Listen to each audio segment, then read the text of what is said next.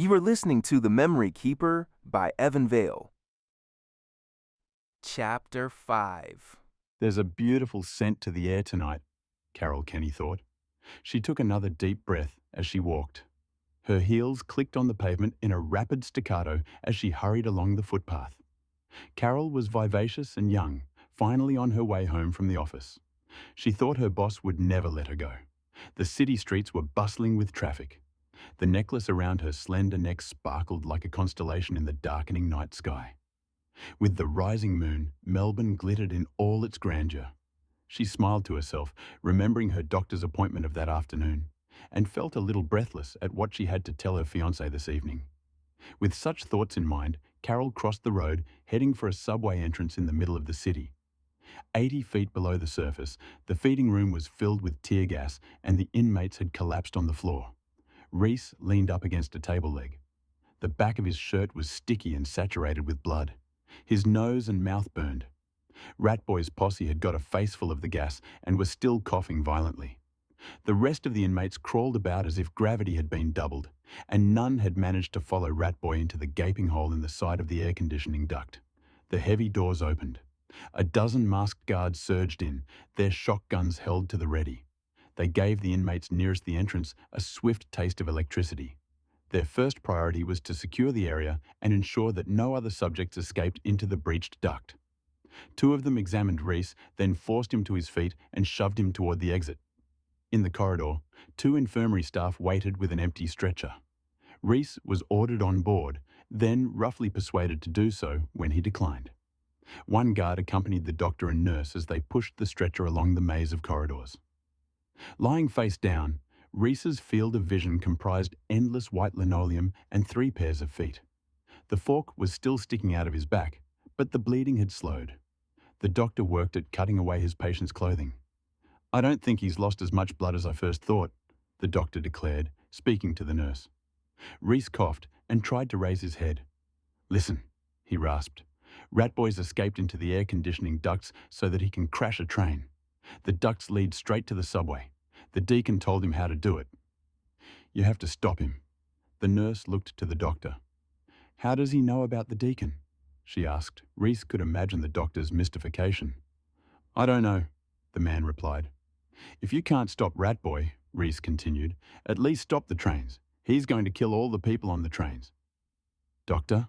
the nurse asked uncertainly. The doctor was quiet for a moment. Reece felt a shocking spasm of pain in his back as the doctor fiddled with the fork. "Ratboy can't crash the trains," the doctor answered. "That's impossible. This one's probably in some kind of shock. He's been experiencing hallucinations since he was a child. I'm going to administer a tranquilizer." "No, wait!" Reece exclaimed. "Ratboy is really going to—" His voice broke off suddenly when the doctor jerked the fork embedded in his back. That single point on his body became the excruciating center of his awareness. "I didn't bring any," the nurse replied to the doctor. The doctor sighed. "We'll sedate him when we get back to the infirmary."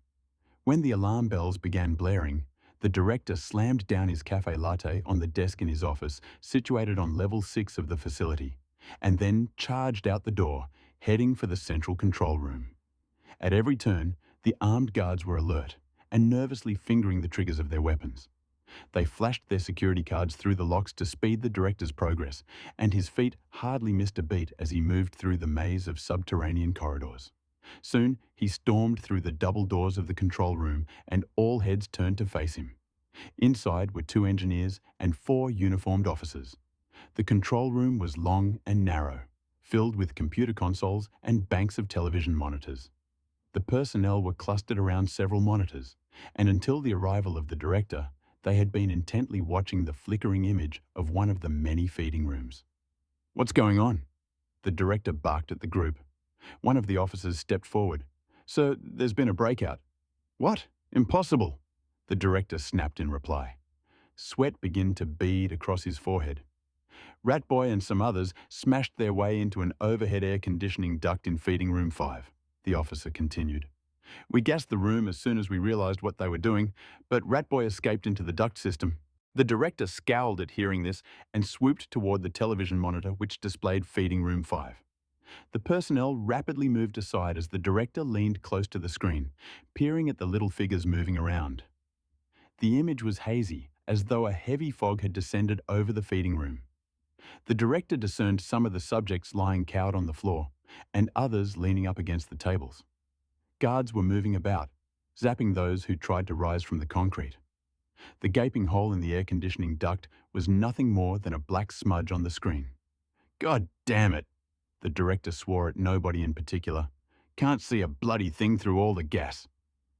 Then he stood and addressed the officer who had spoken to him. "Get a maintenance crew in there immediately to unbolt the tables and move them away from the breach. I want 4 guards watching that hole like hawks. No more subjects are to get into that hole.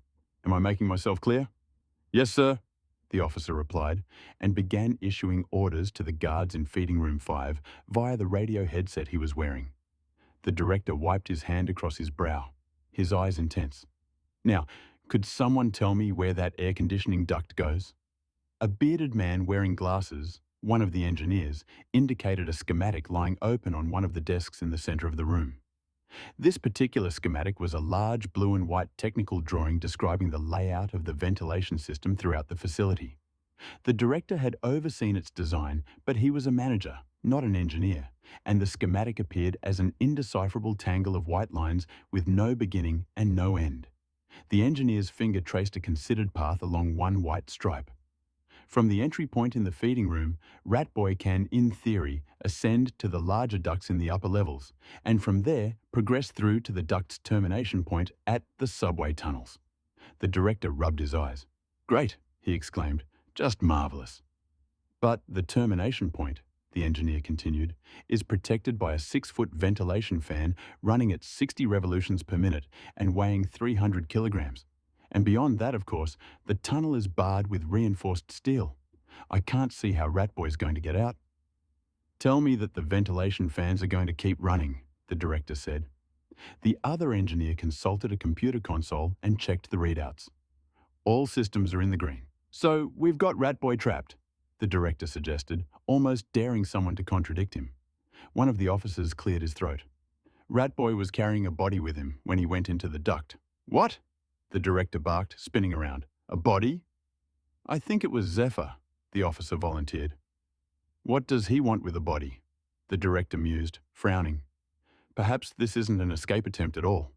Perhaps it's some kind of revenge attack on Zephyr." The engineer was busy reading his schematic and considering the possibilities. He blinked in sudden understanding. "Maybe Ratboy can use the body to stop the fan." "Christ, don't tell me that. I don't want to hear that," the director spat. "A 300-kilo fan turning at 60 revolutions per minute," the engineer mused. "I don't know. He might be able to jag the fan with the body. I don't know." Despite the fact that one of the program's most dangerous inmates was in the throes of an escape attempt, the engineer smiled ever so slightly at the possibility that something like that could be done.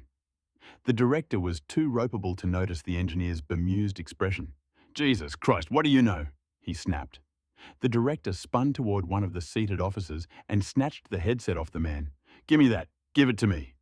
The director adjusted the microphone in front of his thin lips while eyeing the television monitor.